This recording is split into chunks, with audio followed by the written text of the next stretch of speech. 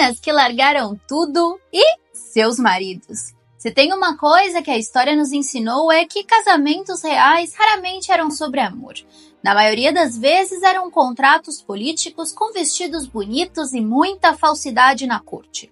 Mas para algumas rainhas a ideia de passar a vida ao lado de um rei que não escolheu, não amava ou simplesmente não suportava era insuportável. E ao contrário do que se esperava delas, essas mulheres tomaram coragem e largaram seus maridos, provando que nem mesmo uma coroa dourada compensa um casamento infeliz. Oi, coroados e curiosos, eu sou a Steph e hoje vamos falar de algumas rainhas que tiveram tudo: poder, riqueza, status, mas decidiram que largar o rei era a melhor escolha. Algumas foram forçadas a se casar desde a infância, outras aguentaram traições, humilhações e até revoluções antes de dizer chega. E no final, todas elas entraram para a história não por terem sido esposas submissas, mas por terem tido a coragem de romper com um dos votos mais sagrados da monarquia. Então, já pega o seu café real, porque hoje o tema é quente. As rainhas que chutaram o balde, mas não pegaram o balde de volta e largaram os seus reis. Se você acha que a monarquia é cheia de casamentos perfeitos e juras de amor eterno, pode esquecer essa ideia agora mesmo. Maria Henriqueta da Áustria foi a prova viva que nem toda rainha queria viver o famoso felizes para sempre ao lado de um rei. Na verdade, ela não suportava o marido e fez questão de abandoná-lo, deixando para trás o casamento real e a pompa da corte belga. Mas antes da gente entrar no momento icônico em que ela decidiu chutar o balde, vamos voltar um pouco no tempo e entender como ela foi parar nesse casamento nada romântico. A Maria Henriqueta da Áustria nasceu em 1836, filha do arquiduque José Antônio da Áustria, palatino da Hungria. Como qualquer princesa da época, ela foi criada para ser uma peça no jogo político da nobreza. E foi exatamente isso que aconteceu em 1853, quando ela foi escolhida para se casar com Leopoldo, herdeiro do trono da Bélgica. Agora, se você tá pensando, ai que lindo, um casamento real digno de conto de fadas. Não. Essa união foi tudo menos feliz. Maria Henriqueta e Leopoldo tinham personalidades opostas. Enquanto ela era animada, espontânea e gostava de atividades ao ar livre, ele era sério, frio e um grande babaca. E não era só questão de incompatibilidade de temperamento. O Leopoldo II era um dos reis mais cruéis e infiéis da história. Ele mantinha amantes, tinha um comportamento distante e insensível, e Maria Henriqueta rapidamente percebeu que não estava interessada em ser uma esposa decorativa para um homem que mal a tratava com respeito. Mas, como qualquer rainha da época, ela não podia simplesmente arrumar as malas e picar a mula, sair andando. Afinal, uma rainha abandonando o marido seria um escândalo absoluto. Os anos foram passando e com eles vieram as tragédias. A Maria e o Leopoldo II tiveram 4 filhos, mas o maior golpe veio em 1869, quando seu filho Leopoldo também morreu aos 9 anos. Esse evento destruiu o pouco que restava do casamento, porque o Leopoldo, pai, em vez de apoiar a esposa no luto, se distanciou ainda mais. A partir daí, a Maria Henriqueta começou a dar sinais que queria outra vida. Ela se recusava a cumprir muitos dos protocolos da corte belga, demonstrava o seu desdém pelo marido em público e, aos poucos, foi se afastando do papel de rainha consorte. Enquanto o Leopoldo se envolvia em mais escândalos e traições, a Maria Henriqueta passava cada vez mais tempo longe dele. Em 1895, ela se tornou e tomou uma decisão chocante para a época. Se retirou da corte e foi morar em Spa, uma cidade belga conhecida por suas termas. Mas ao contrário do que muitos poderiam esperar, não houve um rompimento oficial. Ela decidiu que não queria viver ao lado do marido e seguiu sua vida feliz. Enquanto isso, Leopoldo continuou acumulando polêmicas até a sua morte em 1809. Agora pensem comigo. Maria Henriqueta foi uma das poucas rainhas da época que teve a coragem de simplesmente abandonar um casamento infeliz e buscar a independência. Será que a história foi justa com ela? Ou será que se fosse um rei largando a esposa, ninguém teria se importado? Você já sabe a resposta. Eu tava pensando aqui numa mulher que eu não coloquei no roteiro, mas já tem vídeos extensos sobre ela. O Leopoldo II era pai da Stephanie da Bélgica. E a Stephanie da Bélgica era a nora da Sissi. A Sissi também abandonou o marido e você pode ver nos vídeos que tem aqui sobre ela, sobre as séries, enfim, sobre tudo. Agora vamos falar de uma rainha que deu o que falar. Sendo filha de Catarina de Médici também, o que você podia esperar? Se tem uma coisa que a história nos ensina é que os casamentos reais raramente eram sobre amor e eu sempre falei isso pra vocês. Mas o da Margaret de Valois, a famosa rainha Margot, conseguiu ser ainda mais caótico do que a média. E olha que o padrão era bem baixo. Ela se casou obrigada, claro, mas viveu anos de traições, intrigas e conspirações. E no final foi descartada pelo próprio marido. Mas ao contrário do que se esperava de uma rainha rejeitada, ela não caiu no esquecimento, muito pelo contrário. Agora, antes da gente falar do momento icônico que a Margaret de Valois finalmente se livrou do rei, vamos voltar um pouco no tempo para entender como ela foi parar nesse casamento digno de novela medieval. A Margaret de Valois nasceu em 1553, filha da Catarina de Médici e do Henrique II da França. Sim, aquela Catarina de Médici, a rainha serpente, rainha mãe, que adorava um jogo político e não hesitava em fazer alianças questionáveis para manter o poder dos Valois. E foi exatamente isso que aconteceu com a Margaret. Ela foi usada como moeda de troca para tentar trazer paz entre católicos e protestantes na França. Ela era católica e seu noivo, Henrique de Navarra, era protestante. E a França, naquela época, estava em guerra religiosa entre esses dois grupos. Mas Catarina de Médici, sempre pensando na política, decidiu que o casamento era a melhor forma de unir as facções e evitar mais derramamento de sangue. Agora, vocês acham que a Margaret de Valois queria esse casamento? Óbvio que não. Segundo algumas fontes, ela chegou a hesitar na cerimônia, mas no fim não teve escolha. O casamento era uma decisão política imposta pela sua mãe. E o pior, mal sabia ela que ela estava prestes a viver um dos períodos mais turbulentos da história da França. Apenas 6 dias depois do casamento da Margaret de Valois e o Henrique de Navarra, Paris foi palco de um dos eventos mais sangrentos da história francesa, o massacre da noite de São Bartolomeu. Os católicos começaram a massacrar os protestantes exatamente no momento em que a Margaret de Valois estava casada com um deles. Imagine a cena. A noiva ainda está em lua de mel e de repente o país inteiro explode em caos e banho de sangue. E não foi pouco não, eu não estou exagerando. O Henrique de Navarra, seu marido, sobreviveu ao massacre, mas teve que fingir que se converteu ao catolicismo para não ser assassinado. A Margaret de Valois, por sua vez, se viu no meio de um jogo de traições e conspirações dentro do próprio palácio. E se tem algo que esse casamento nunca teve, foi amor e confiança. Henrique não fazia questão de ser um marido fiel.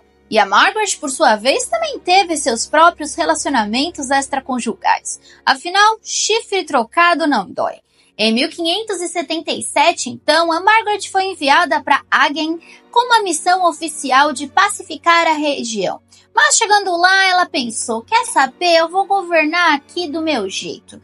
Então, começou a reforçar as defesas, recrutou soldados e tentou estabelecer um poder próprio, meio que uma rainha independente. Óbvio que isso não ia acabar bem. Ela não tinha apoio nem de católicos, nem de protestantes e sem reforços logo perdeu o controle da cidade.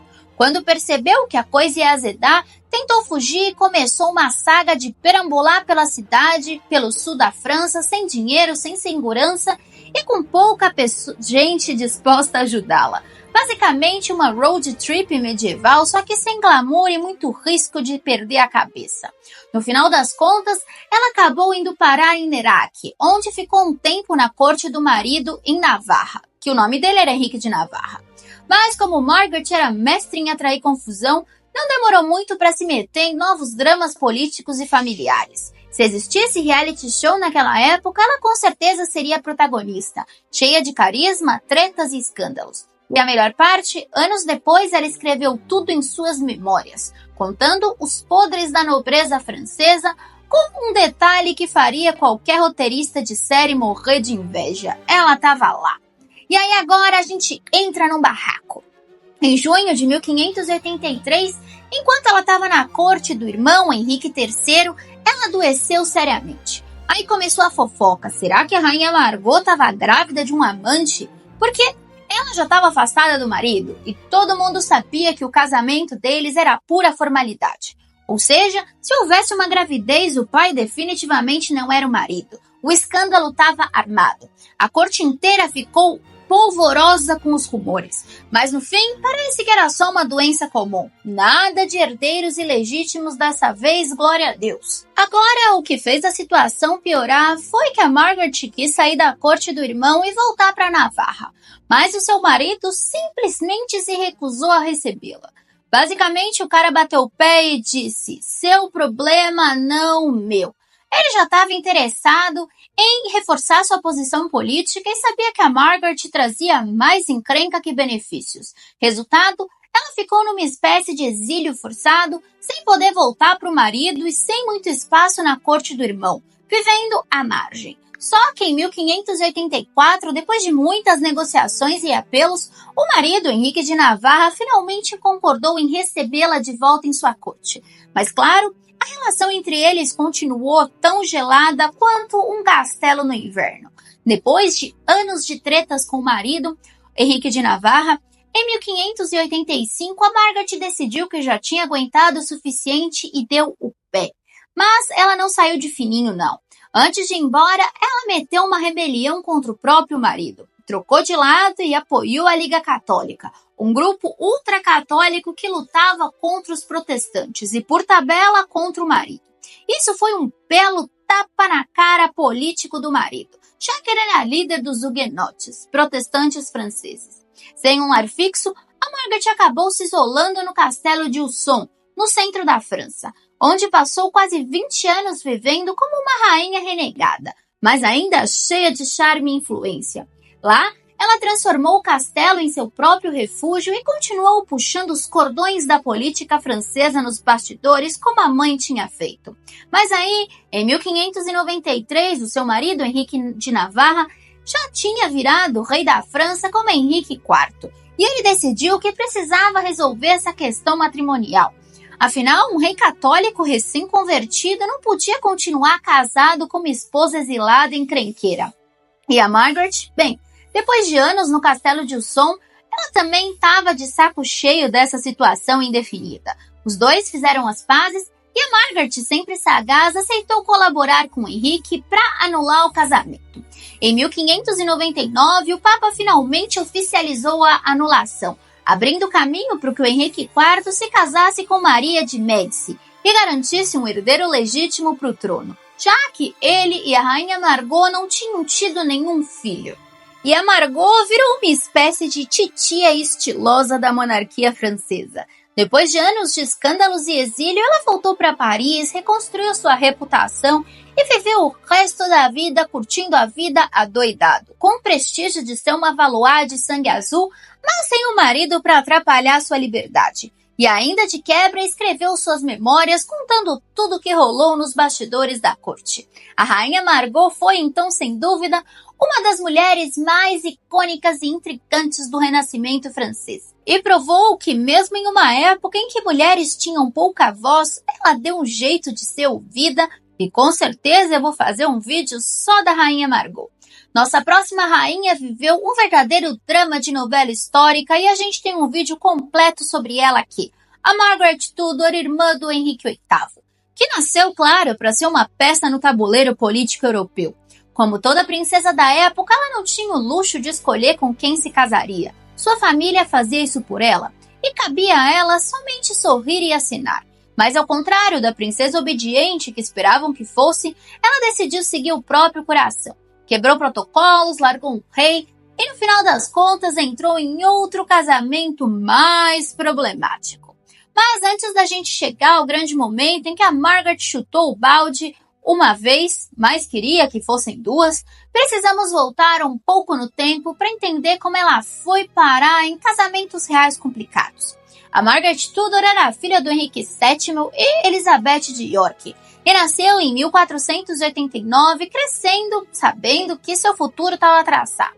Seu irmão Henrique VIII ainda se tornaria um dos reis mais icônicos e malucos e polêmicos da história britânica. Mas enquanto isso, a Margaret já tinha um destino certo: ser rainha da Escócia. Aos 13 anos, ela se casou com James IV da Escócia, um rei experiente e charmoso e 17 anos mais velho que ela. O casamento foi arranjado para selar a paz entre a Inglaterra e a Escócia. Mas quem conhece a história sabe que essas alianças matrimoniais nunca garantiam paz duradoura. E, de fato, o James resolveu invadir a Inglaterra, jogando o tratado no lixo. Resultado, ele morreu na Batalha de Flodden, deixando a Margaret viúva aos 24 anos e com um filho pequeno, o futuro James V da Escócia, que seria o pai da Mary Stuart, que causaria toda aquela confusão com os primos Tudor. Na verdade, com a Elizabeth. Agora, qualquer rainha viúva da época teria aceitado seu papel de rainha-mãe, ficado na corte em silêncio e deixado os nobres decidirem o que fazer com ela. Mas a Margaret tinha outros planos. Como mãe do rei, ela assumiu a regência da Escócia, mas não demorou para que sua posição começasse a se complicar.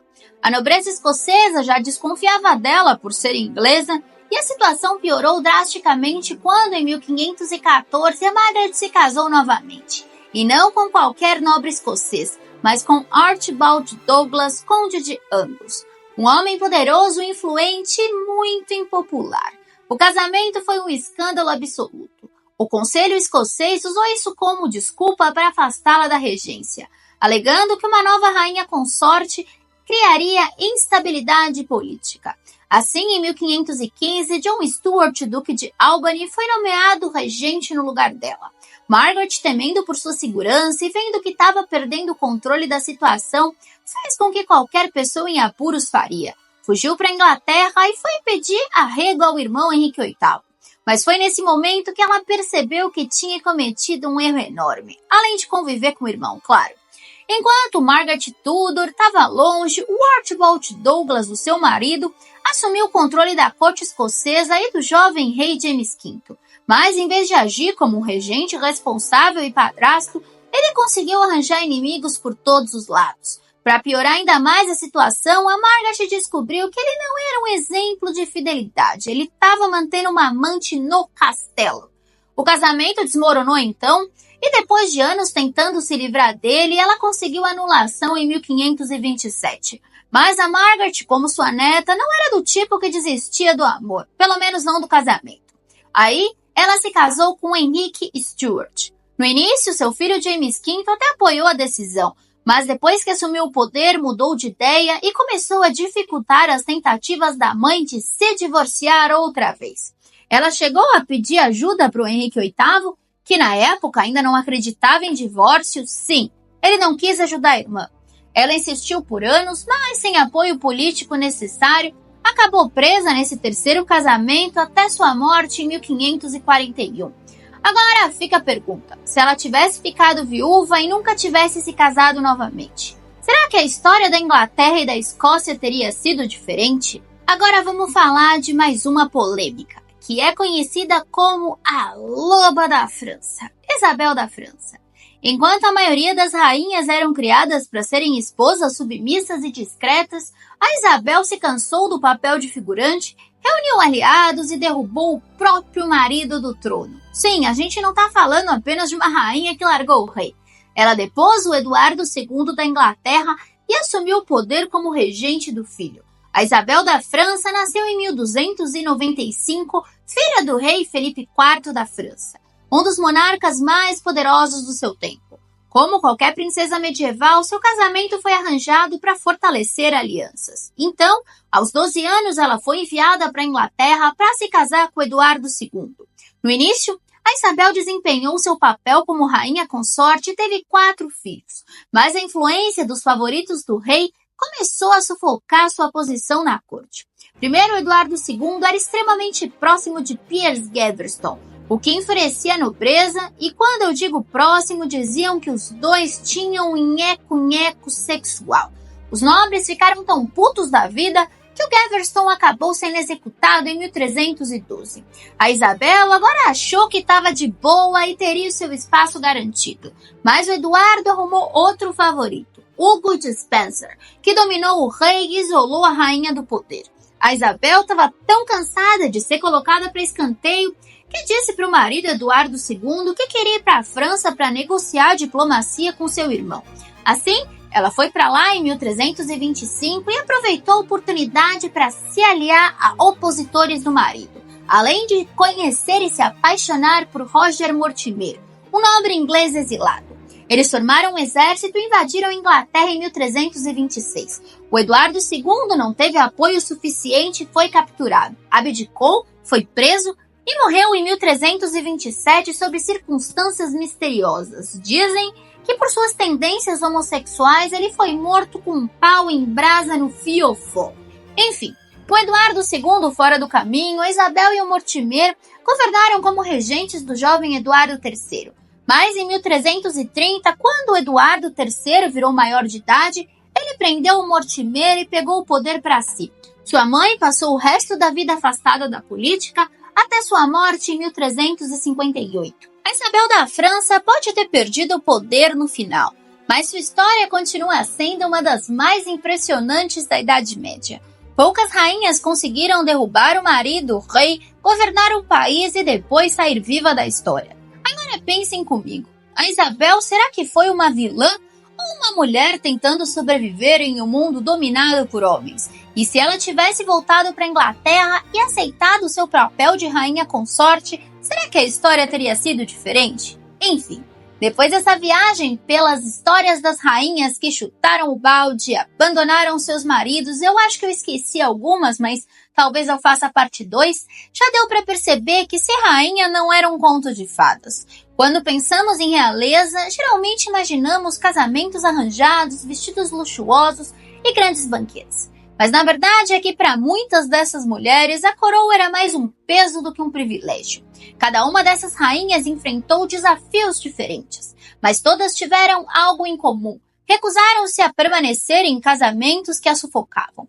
Algumas foram traídas, outras tinham sido usadas como peça de xadrez político e outras simplesmente perceberam que tinham uma vida melhor longe da corte. Agora vem a pergunta: se elas fossem homens, a história as julgaria do mesmo jeito? Porque, sejamos sinceros, quantos reis não largaram suas esposas, Henrique VIII, ou simplesmente trocaram de rainha sem maiores consequências?